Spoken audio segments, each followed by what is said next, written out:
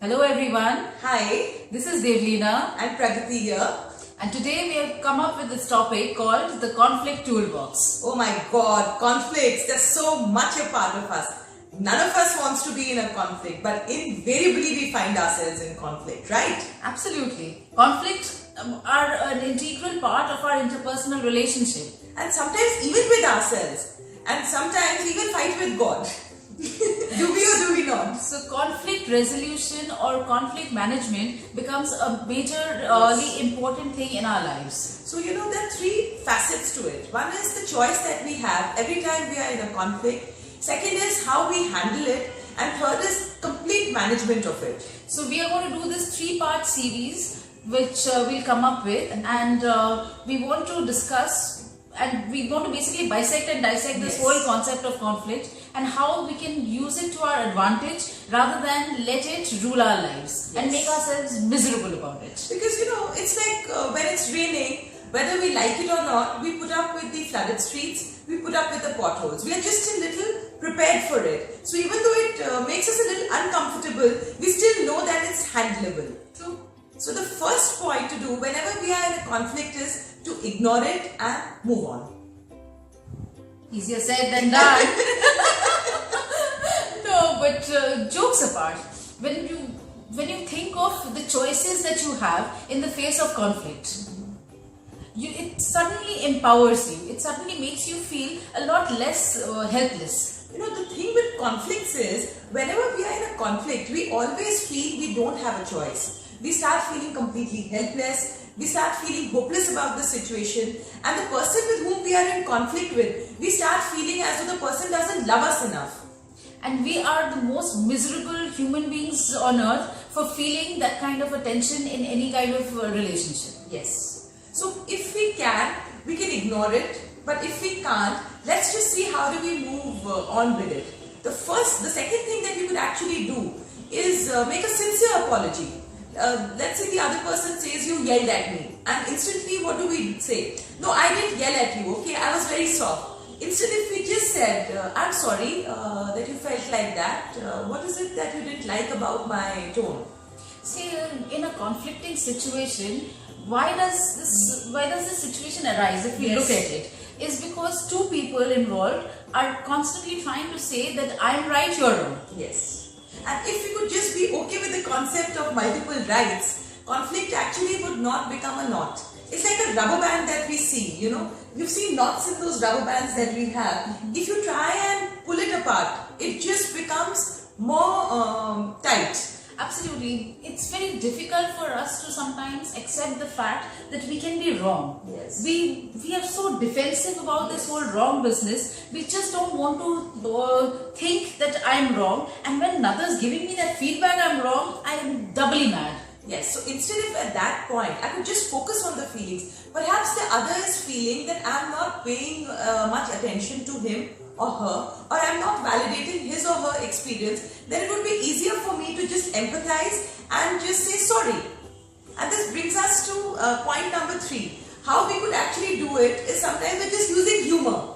Sometimes we do it. Sometimes I'm sure all of us tend to do it. In the face of extreme conflict, we just realize the futility of the conflict and we use humor to diffuse it. And sometimes we realize we're being so childish about something. Like I remember as a child, sometimes my sister and I loved fighting about the remote. Who's going to watch which channel on TV? In today's day and age, everybody has their phones. There are multiple television sets. But when we were growing up, remember how that conflict used to just be there. So sometimes we acted surprised. Oh, this program was coming. I didn't know this was coming. Okay, fine, you watch it. Or can I just watch it? Because I didn't know about it. I have a similar example regarding a TV. Like a TV remote control, but it's slightly different. Okay.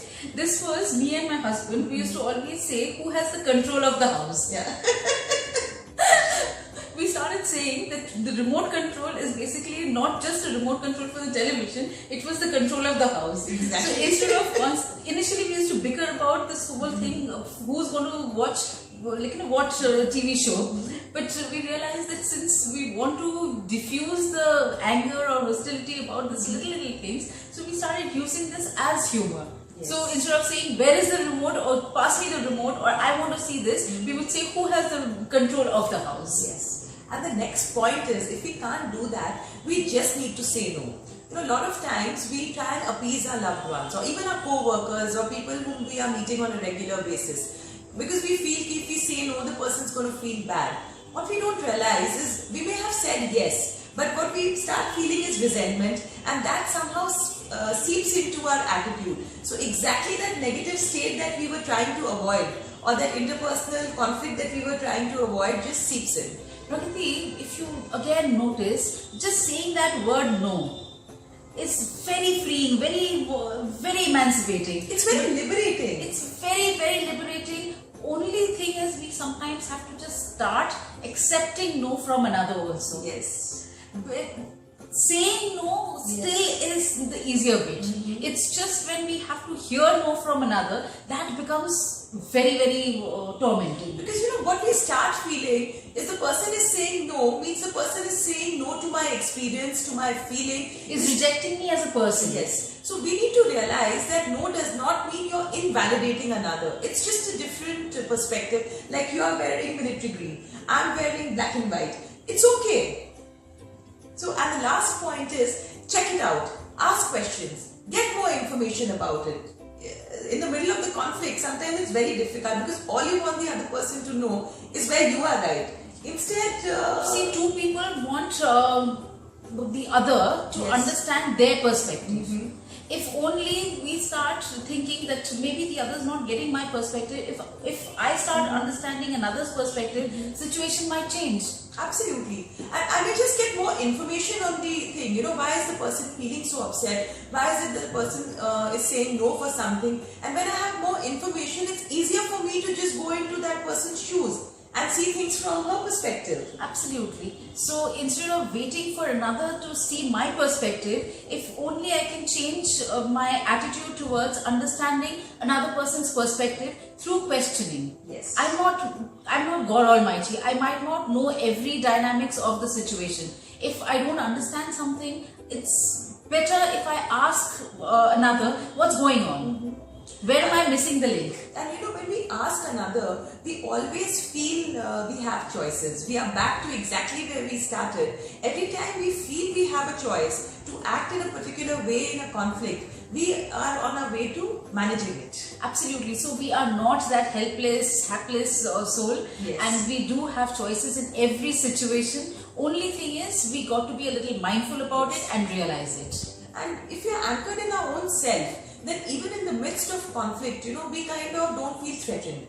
We don't feel that this is unmanageable, that where is it leading? So every time you are in a conflicting situation with your parents, with your spouse, With your children, your co-workers, with your extended family, with your friends, think the about grocer. it. Think about it. You always have a choice. Yes. So exert your choice. So as you exert yourself, you will start realizing that conflict may not seem perfect, but it's okay not to be okay in relationships. So we've given you these 5 tips. Please try them and see how it works, and let us know how it works. Yes. So manifest the power of choice in your life for conflict management.